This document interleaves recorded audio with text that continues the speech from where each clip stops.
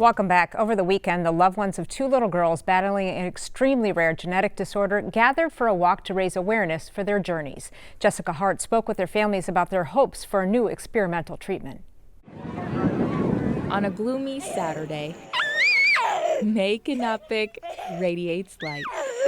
May is 5. She just turned 5 April 28th. Do you want to go see the sharks? A light that glows inside 3-year-old Lucy Heath. Can you smile and then we can go see the sharks? Two little girls whose mothers are on a mission to change their world. They both have what's called CTNNB1 syndrome. It's a rare neurodevelopmental disorder. There's only less than 500 people diagnosed in the world. A lot of people, they're the only one in their state who has it. So the fact that we have each other and our girls in the same county is pretty special. On the right, Lucy's mom, Megan. On the left, May's mom, Emily. Today we started Steps for CTNNB1 syndrome. So it was a 4K walk here at Simley High School. Go, Lucy, go! For these women, every dollar raised is a step toward hope. We share the highlights of our girls. They've made amazing progress and they're the most special blessings, but people don't always see the stuff. That's really hard to share. Yeah, I would agree. Yeah. It's just so nice to have somebody who actually understands. Last summer, both families traveled to Slovenia where scientists are developing a treatment for a clinical trial. May and Lucy were both evaluated and we're very hopeful that they're going to be a part of this. If this gene therapy works and is effective, it can change medicine. Thank you. A change that could impact the lives of these two friends. Show us your big smile. Who radiate light with every step. Give May a hug and then we'll get your blankie. In Inver Grove Heights, Jessica Hart, KARE 11 News.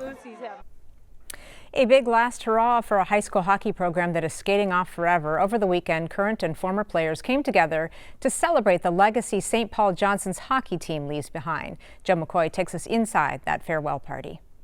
Say, hey, Paulie. What's up, bud? How you doing? Catching up with old friends is one of life's greatest pleasures. And for everyone in this room, it's like a huge family reunion. There is one thing that binds them all together. Everybody's proud to be a Johnson guy, and that's why they're all here today. Moose Younghans is a living legend when it comes to Johnson High School hockey. He played for the team in the 70s and then took over as head coach in 1993. What a blessing to have the opportunity to do that. But after dedicating nearly his entire life to Johnson hockey, he and the 112-year-old program are hanging up the skates. And just like saying goodbye to an old friend. Tony Cougs played with Moose 1974. And smiles when reflecting on the times they shared on the ice. When he had the puck, you stayed away from him.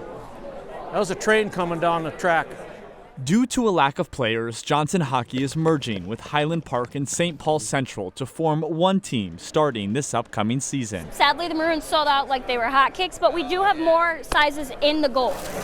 Today, they sold off any remaining gear and merchandise to raise money for the athletic department. There's so many different kinds here. Sad, that it's over, but seeing everybody come together like this, it's a special, special time. How you doing, buddy? These people, all with a graduation year attached to their name, bonded by common memories that spanned a century.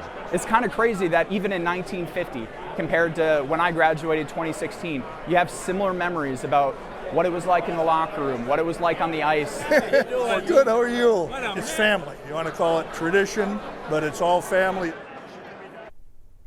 Well, fate, timing, luck, call it what you want. But for Lakeville's Nils Gilbranson, he is just grateful to have the chance to thank the people who saved his life. Will Hall has that story.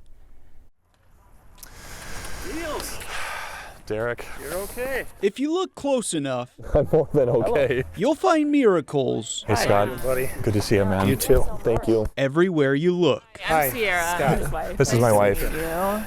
And for Nils Gulbranson, Thank you. March 19th The last thing I remember is a day full of them. was the second half started. The 25-year-old was playing in his weekly men's league soccer game that night. And by that point, you were laying on your back, weren't recovering, started to turn a little purple. When all of a sudden, he went into cardiac arrest. Couldn't feel a pulse, so we started CPR for probably 6 minutes. That's when opponents Derek Eklund and Scott Hunter, Derek was more on point, I would say. quickly became Nils' biggest teammates. I didn't Those teammates, see myself on the floor. miraculously, both work in the medical field. And then luckily someone brought in an AED. The M Health Fairview Sports Center also miraculously contained AEDs. You stopped breathing again, lost your pulse, and we did have to use the defibrillator. A couple more minutes of CPR, and again, you started breathing again, getting more color back. By the grace of God, you guys were there and you came over and you saved my life. Nils was diagnosed with arrhythmogenic right ventricular cardiomyopathy. And you got a little bit of a life-saving device in there in case. Yes, right. I have an SICD with a little wire that's not this wire, of course, going up my sternum. A rare genetic condition Monitoring me 24/7. that affects the heart's right ventricle. If